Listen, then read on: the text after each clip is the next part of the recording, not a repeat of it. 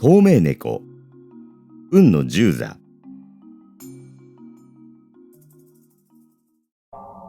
崖下の道。いつも通り慣れた崖下を歩いていた聖司だった。崖の上にはいい住宅が並んでいた。赤い屋根の洋館も少なくない。崖下の道の崖と反対の方は雑草の生え茂った低い包みが下の方へ落ち込んでいて、その向こうに真っ黒に焦げた枕木利用の垣がある。その中にはレールがあって汽車が走っている。聖司はこの道を毎日のように往復する。それは放送局に働いている父親のために夕食の弁当を届けるためだった。したがって聖司の通るのは夕方に限っていた。その日も聖司は弁当を放送局の裏口の受付に届け、守衛の父親から鉛筆を一本おだちんにもらい、それをポケットに入れて崖下の道を引っ返していったのである。あたりはもう薄暗くなっていた。まだ春は浅く、そしてその日は曇っていて、西空に密雲が垂れ込み、日が早く暮れかけていた。聖司は好きな歌を片っ端から口笛で吹いて、いい気持ちで歩いていった。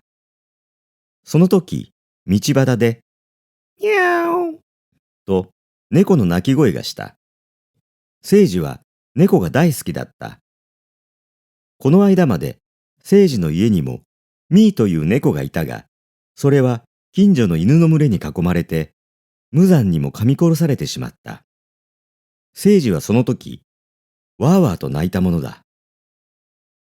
ミーが殺されてから、聖司の家には猫がいない。また猫は道端で泣いた。崖下の草むらの中だった。聖司は口笛を吹くのをやめて、猫の鳴き声のする方へ近づいた。が、猫の姿は見えなかった。どこへ逃げ込んだのだろうと思っていると、また、にゃーと猫は鳴いた。聖司はぎくりとした。というのは、猫の鳴いたのは、彼が草むらの方へ顔を突き出しているそのすぐ鼻の先とも言っていいほどの近くだったからである。しかも猫の姿は見えなかった。聖司は後ろへ身を引いて顔色を変えた。不思議なこともあればあるものだ。確かに猫の鳴き声がするのに姿が見えないのである。にゃー猫はまた鳴いた。聖司はぶるっと震えた。彼はあることを思いついたのだ。これはひょっとすると死んだミーの魂が現れたのではないだろうか。死人の魂が出てくる話は幾度も聞いたことがある。しかし死んだ猫の魂が出てきた話はあまり聞いたことがなかった。でも今はそうとしか考えようがないのだった。おい、ミーかい？聖司は思い切って震える声でそう言って声をかけた。返事が同じところから聞こえた。あ！聖司は驚きの声を上げてその場にすくんでしまった。というわけは、彼はその時草の上に二つの光るものが浮いているのを見つけたからである。それはなんだか得体の知れないものだった。ただピカピカと光って行儀よく二つが並んでいた。大きさはラムネのガラス玉を4つ5つ合わせたぐらいあって、全体は薄青く、そして真ん中のところが黄色で、そのまた中心のところが黒かった。目玉のようだが、一体何だろう。途端に、また、にゃーんと甘えるような声が聞こえた。確かに、その2つの玉のすぐそばから声が出たようである。聖司は、怖いは怖いが、その光った2つの正体を見極めないではいられなかった。そこで彼は勇気を出して草むらの中へ踏み込むと、両手でその玉をぎゅっとつかもうと。わっ！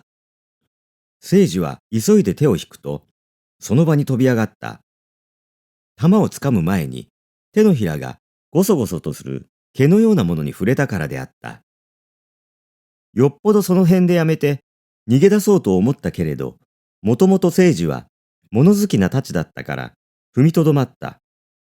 そしてもう一度その二つの玉の方へ両手を持っていった。あ、不思議な手触りを聖司は感じた。毛の密生した動物の頭と思われるものに触れたからであった。不思議な発見。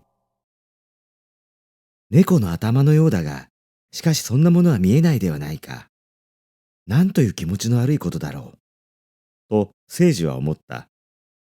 しかしこの時彼は、さっきとは違って、もうよほど落ち着きを取り戻していた。もう一度、その毛深い動物の頭に触り、それから恐る恐る下の方へ撫でていった。全く驚いた。確かに猫と思われる体があった。尻尾もあって、ピンピン動いていた。足の裏には、確か猫のものに違いない土踏まずもあるし、爪もついていた。しかしそれは全く見えないのであった。聖司はいよいよ驚いたが、もっと調べを続けた。聖司の目に見える二つの玉は、どうやらこの猫の目玉であるらしく思われる。それから新発見があった。見えない猫の二本の前足が、細いゴムのバンドで結んであることだった。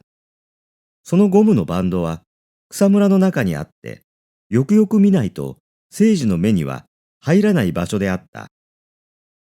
怖いよりも、今や聖司は好奇心に湧き立った。聖司はその怪しい猫のような動物を抱き上げた。確かに猫ぐらいの重さが感じられた。聖司はそれをしっかりと抱いて道へ出た。そして自分の家の方へ歩き出した。その動物はおとなしかった。もう泣きはしなかった。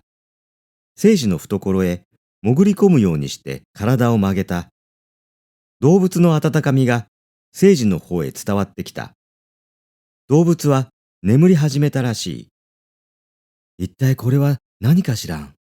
猫の魂にしては少し変だし。聖司にはこの怪しい動物の正体をはっきり言い当てることができなかった。やがて聖司は家に帰り着いた。聖司は、ただいま、と言って、すぐ2階へ上がった。聖司は、途中で拾ってきた怪しい猫みたいな動物のことを、母親に話をしようかと思ったが、いやいやそうでない。あんな怪しいものを拾ってきたことを、お母さんが知ったら、どんなに驚くかしれない。そして、早くそのようなものは捨てておしまいと言われるだろう。それではせっかく怖い目をして拾ってきたのに、つまらないことになってしまう。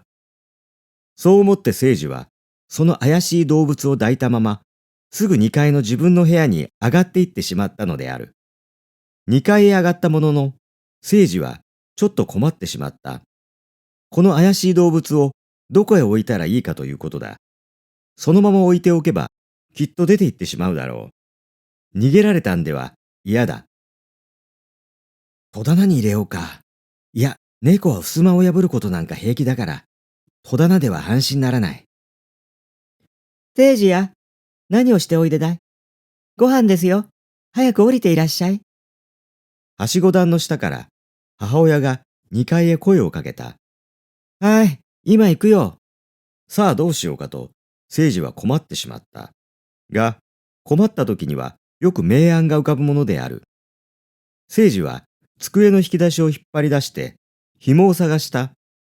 赤と青のだんだらの荷物をくくる紐があった。それを出すと、彼は怪しい動物の後ろ足2本を、その紐で一緒にぐるぐる縛ってしまった。こうすれば、この怪しい動物は、前足も後ろ足も2本ずつ縛られているんだから、もう歩くことができない。歩くことができなければ、この部屋から出ていくこともない。よしよし、これなら大丈夫。と、聖司はそれが済むと、机の上にそっと置いて、はしご段を下へ降りていった。夕食のお膳を母親と囲んで、いつものように食べた。母親は放送局には変わったことがなかったかと聞いた。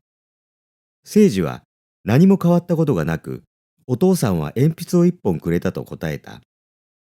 食事が済んだ。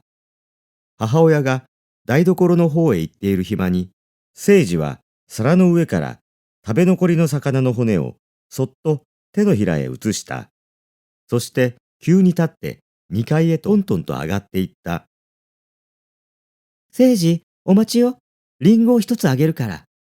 母親が声をかけたが、誠治は、後でもらうから、今はいいよ。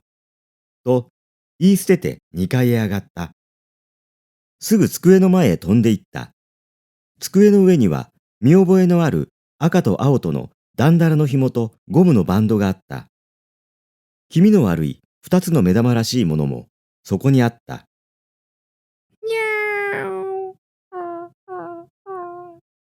これが欲しいんだろ。さあお食べ。誠治は魚の骨を光る目玉の下へ置いてやった。するとカリカリと骨を噛む音がした。骨が砕けて机の上から少し持ち上がった。そしてそれはやがて線のようにつながって、だんだんと上に上がり、それから横に伸びていった。気持ちが悪いな。誠治はぞっとした。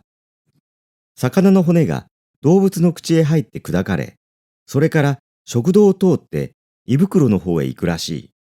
それが空いて見えるのだった。確かにこれは見えない猫だ。透明猫だ。なぜこんな不思議な動物が生きているんだろうか。誠治は恐ろしくもなったが、またこの見えない猫が貴重なものに思われてきて、膝の上に乗せてしきりに撫でてやった。そのうちに2つの目玉が動かなくなった。透明猫は膝の上で眠り始めたらしい。しかしその時、誠治が不思議に思ったのは、拾った時は大変はっきり見えていた目玉が、今はぼんやりとしか見えないことだった。恐ろしき事件。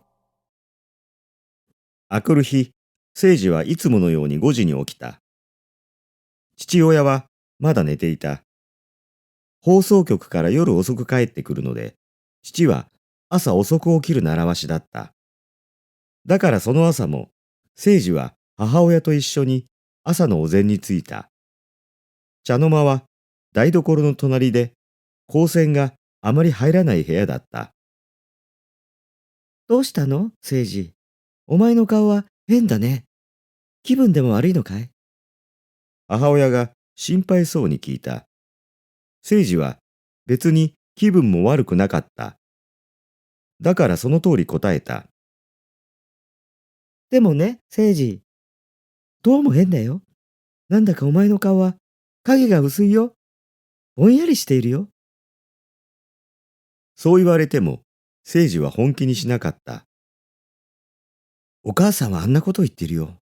お母さんの目の方が今日はどうかしているんでしょ。目がかすんでいるんじゃない？あら、そうかしら。もっとも、もう春になりかけているんだから、のぼせるかもしれないからね。その話はそのままになった。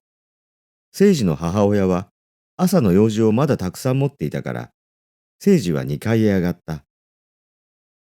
机の上に小さい座布団が乗せてある。その座布団の上を見ると、真ん中が引っ込んでいた。そしてゴムのテープと赤青のまだらの紐が結ばれたままあった。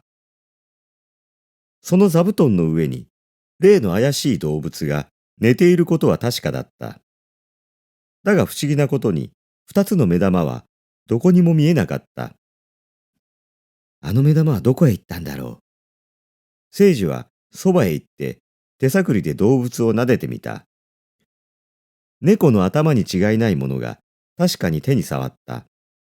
しかし目玉は見えなかった。もしや目玉がなくなったのかと思って、誠治は片手で動物の頭を押さえ、もう一方の手で目玉を探ってみた。すると、クッと動物は荒々しい声を立てて座布団から跳ね上がった。そうでもあろう。いきなり目玉へ指を突っ込まれたのではびっくりする。聖司の手がヒリヒリ痛んだ。見ると血が出ている。今動物のために引っかかれたんだ。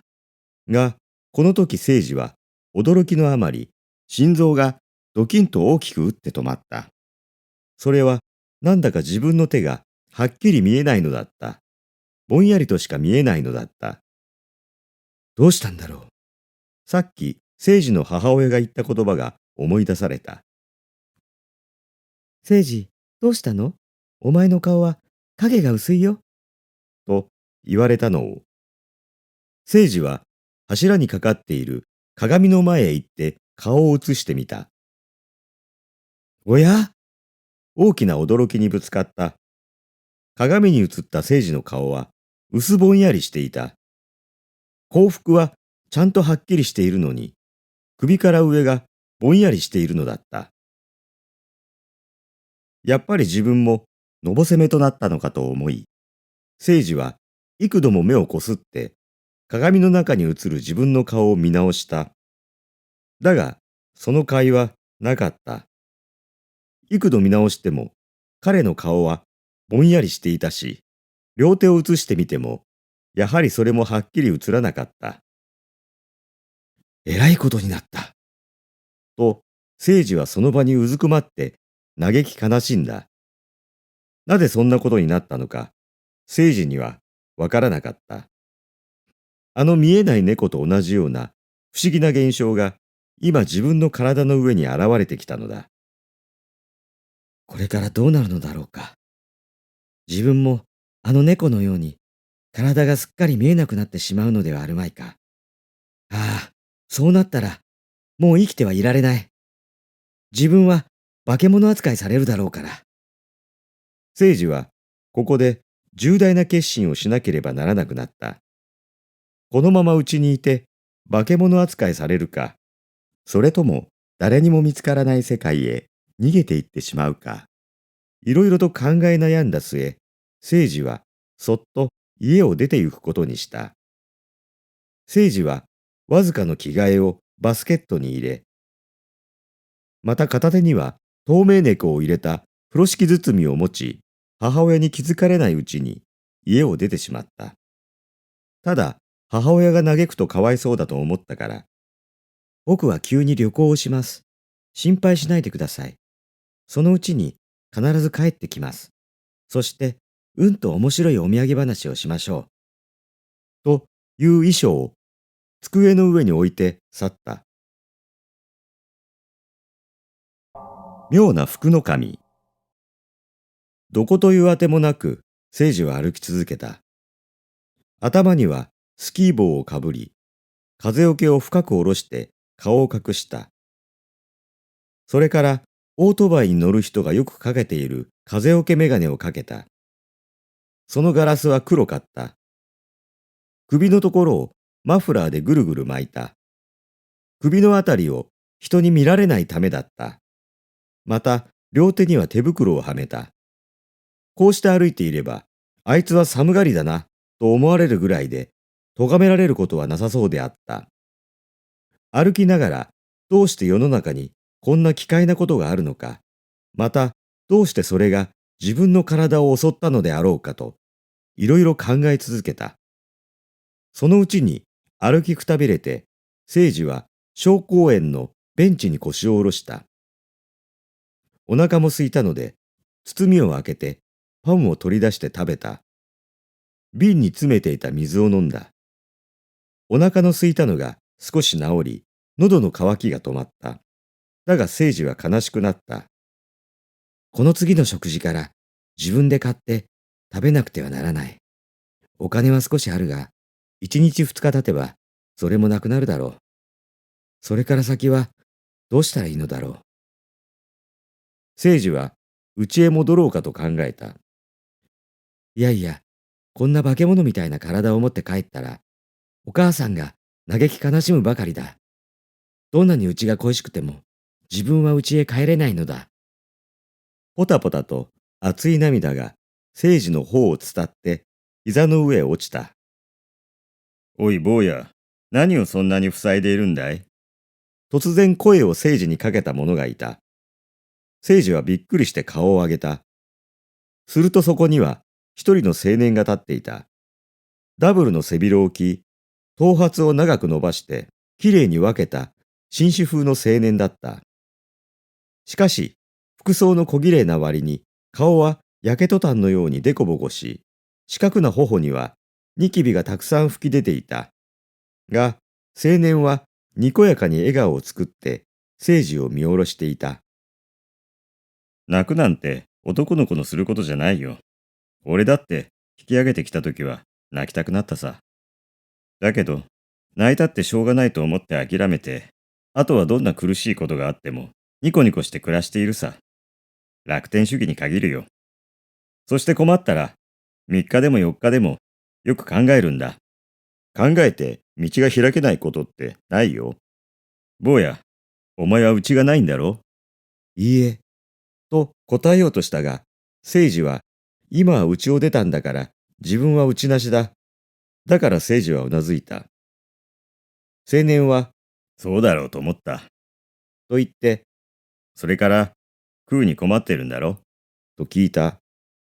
聖司は、やっぱりうなずくしかなかった。よーし。心配するな。俺についてこい。お前一人ぐらいはたらふく食わせてやる。さあ行こう。どうしてその青年が聖司にそう親切なのかわからなかった。しかし今はその青年に力を借りるよりほか道がないことが聖司に分かっていた。そこで聖司はこの青年に重大な秘密を明かすことにした。ただし聖司は自分のことはさすがに言い出すことができなかった。猫のことだけを話したのである。すると青年ロクさんは目を輝かして喜んだ。そいつは素晴らしいじゃないか。大変な金儲けが転がり込んだものだ。いや、お前、これは大儲けになるぜ。俺に万事を任せなよ。そして、利益は五分五分に分けよう。ロクさんはしっかりその気になった。ところでちょっと、その本尊様というのを見せてくれよ。そこで聖司は猫の入っている風呂敷をロクさんに触らせた。なるほど。確かにこの中に猫みたいなものが入っているぞ。そこで風呂敷の中を覗いてごらん。聖司は風呂敷の端を少し開けてロクさんに中を覗かせた。おや、いないね。あら、風呂敷の外から触るとちゃんと入っているんだが。不思議に思ったロクさんは今度は手袋をはめた手を風呂敷の中に差し入れた。ありゃりゃ、驚いたな。ちゃんと猫みたいなものの体へ触る。やっぱり透明猫だ。インチキじゃねえ。へえ、お前はまあ、大した金のなる木を持ってるじゃねえか。よし、これなら声掛けをして、一人10円の入場料で、いらっしゃい、さあいらっしゃい、さあいらっしゃい、とやれば、1日に2000人は入る。すると、イン2が2で2万円。聖司は驚いた。なんといい計算の名人だろう。2万円は少し少ないな。入場料を20円に上げる。その代わり、お客を煽ってしまう。10万円の懸賞だと行くんだ。もしこの透明猫がインチキなることを発見されたるお客さんには、側近で10万円を贈呈いたします。と書いて貼り出すんだ。するてえと、欲の皮の突っ張った連中が、わんさわんさと押しかけて、10万円と不思議な見せ物の両方につられて、どんどん入る。20円の入場料だって安いくらいだ。まず1日に2万人は入るね。すると、2人が死で40万円だ。ほう、これは答えられねう。大検証の見せ物。その声掛けは、ロクさんの顔が少しは利く、ある盛り場に建てられた。現代世界の不思議、透明猫現る。これを見ないで世界の不思議を語るなかれ。